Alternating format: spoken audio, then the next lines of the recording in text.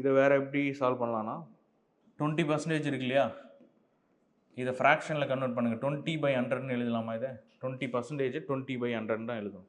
Simplify பண்ணிங்கன்னா 1/5. இந்த பேஸில் இருக்கிறது தான் வந்து ப்ரெசண்ட்டாக இருக்கிற ஏரியா. அப்போ 5 இன்க்ரீஸ் ஆகுதுன்னா எவ்வளோ இன்க்ரீஸ் ஆகுதுன்னா 1 பாயிண்ட் இன்க்ரீஸ் ஆகுதுன்னா 5 + 1 6. 5 + 1 6. இது வந்து சைடு. நெக்ஸ்ட் ஏரியா அப்படின்னும் போது ஸ்கொயர். அப்போ இது ஸ்கொயர் பண்ணுங்கள். 25 36. ரெண்டுத்தோட டிஃப்ரென்ஸ் என்ன? 11. இப்போ 11 டிவைடட் பை எதுலேருந்து இன்க்ரீஸ் ஆகுது? பேஸ் வந்து 25. இப்போ 25 × 100, ஏன்னா 100 வந்து பர்சன்டேஜுக்காக அடிச்சோம்னா சேம் 44%. இது ஒரு பார்த்து.